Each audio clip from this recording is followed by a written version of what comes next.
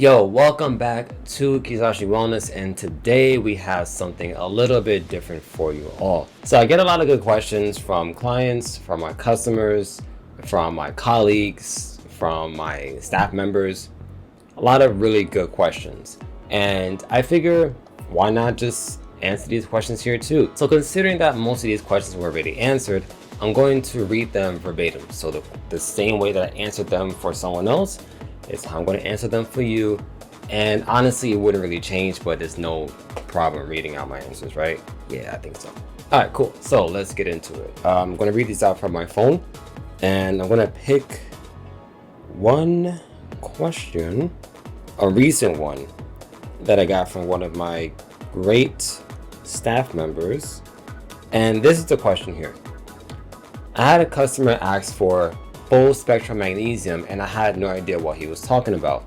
I noticed that it said full spectrum on the Nutrigo bottle, so I gave that to him. But can you explain what this means? On the back of the bottle, it says non-GMO verified, bioavailable magnesium chelated to full spectrum of amino acids by hydrolyzed organic rice protein. But what do amino acids have to do with magnesium? Great question. Is this having to do with the fact that this particular magnesium is derived from food/rice? Does chelated mean that it was broken down so our bodies have to do less work before it can be absorbed? Now that is honestly one of the best questions I've heard anyone ask me in a very long time. And she asked some really good questions, but this one was top notch. Like, I really enjoyed these questions. So we are going to answer that question. Let me get to my response. Those were excellent questions, and I'm going to get them in order, and it's going to be a long one. So the first one, I had a customer ask for full spectrum magnesium, and I had no idea what he was talking about. You can read it up here on the screen. Full spectrum magnesium makes zero sense from a biochemistry non-supplement standpoint. That is straight up marketing, but it is legit in the preparation of this particular magnesium product. The product I'm actually going to put here on screen. I have it in my grip somewhere, but that particular product is a full spectrum, as they say, magnesium chelate, and it's chelated from rice protein. So in respect to what the product is, it really is a full spectrum chelated magnesium. And we're going to get into that in just a second. Then the other question, can you explain what that means? Sure. So in this product, they are using all or most of the amino acids available in the protein content of rice. They are chelating these amino acids to magnesium ions, so that way the product is a full spectrum magnesium amino acid chelate from the amino acids found in rice. Rice has a relatively unbalanced amino acid profile due to the amounts available of each amino acid, but there are plenty of amino acids available, which make it a healthy option for us. Actually, for those of us who can't do whey protein, you should think about doing brown rice as an herb replacement, and that'll be a topic for another video. But brown rice protein or rice protein is actually pretty good. If you worry about the arsenic, again, in another video, if you guys are interested, I will talk about all of that stuff. But there are plenty of amino acids available, which makes it a healthy option for us, including, and I might be missing some, glutamine, methionine, cysteine, proline, leucine, alanine, tryptophan, barely, histidine, lysine, arginine, isoleucine, glycine, serine, tyrosine, valine, and I think some others. Next question was, on the back of the bottle it says non-GMO verified bioavailable magnesium chelated to full spectrum of amino acids from hydrolyzed organic rice protein.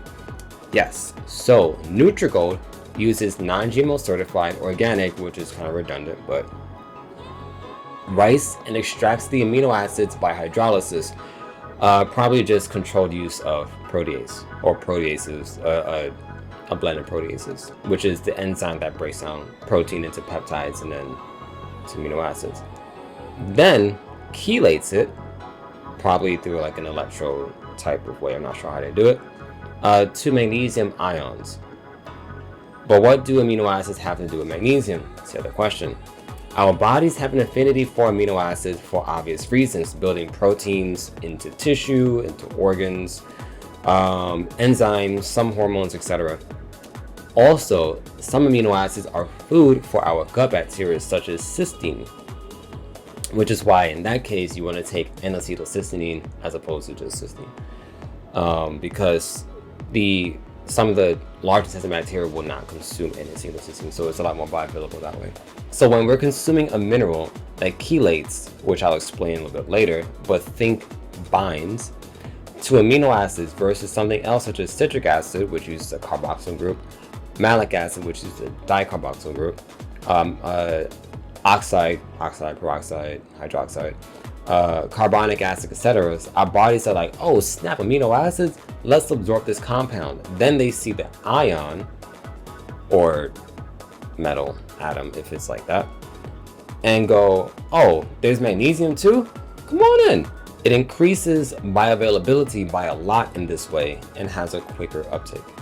So the next question is this having to do with the fact that this particular magnesium is derived from food or rice? Not quite. From a food source or not, amino acid chelated minerals will be more bioavailable and cause way less gastrointestinal upset than a mineral salt, such as magnesium citrate, magnesium malate, iron gluconate, ferrous sulfate, things like that. And also when it comes to zinc too. Some amino acid chelates on the market are not from food source amino acids, something to keep in mind. But that being said, regardless, they're going to be easier on the body as far as uptake and bioavailability. Does chelated mean that it was broken down so our body has to do less work before it can be absorbed? Not quite.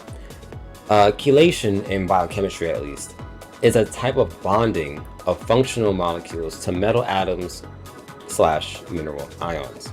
And I know that sounds really confusing, but let me try to make it a little bit easier to understand. So a chelate in of itself is a compound that is a metal atom or mineral ion that is bound to a ligand. So a ligand, as it may be understood in this situation, a ligand is simply just, a functional group, a molecule that is bound to this metal atom or mineral ion. So yeah, a chelate, the metal atom or mineral ion that's bound to a functional group. Simple as that. Simple as that. And I'll get into functional group in just a second. So as we continue, also I wrote this down. A very easy way to understand a chelate is like this. A mineral ion, such as magnesium, or metal atom, such as selenium, bound to a smaller molecule that has its own unique function, such as glycine or citric acid, So generally when I make these emails, I put a lot of information in there, and there's usually parts that I would note that you don't really need to understand or soak this in, but I'll type it anyway. So here we go. Here's a bit more info on functional groups, but it's not really that important to remember. I just love the idea of functional groups. This part might be hella confusing, but oh well. Keep in mind also I didn't type this, but I'm just saying this. This is the most basic thing I can write about functional groups, and this is not a good explanation of it, but anyway. When I mentioned functional group above, is essentially a molecule or compound that has its own function and loves to bind onto things, like a methyl group. It has its own functions and likes to bind onto certain things like cobalamin, which is B12. B12 cobalamin, methyl cobalamin. Or adenosyl group, which can be found in something like SAMe, SAMe, which is S-adenosyl methionine. In the case of chelated minerals, the thing is bound to is or contains functional groups, such as magnesium citrate. Its functional group within the citric acid is the 3 carboxyl acid groups, or magnesium glycinate, glycine amino acid. And the functional groups within glycine are both the carboxyl group in the amine group. So with that being said, that is pretty much it for this video. Again, I really enjoy these questions. I love getting these questions in, and I think that would be pretty cool answering it, because I'm sure someone out there may have the same question. So with that being said, if you have any questions on what you just watched or listened to, post it down below in the comments. If you have any questions of your own, post them in the comments, and we might see that in a future video. So with that being said, like, comment, of course, and subscribe for more. K-Dub out. Stay safe, be well, focus on your health, and be dynamic. Catch you later.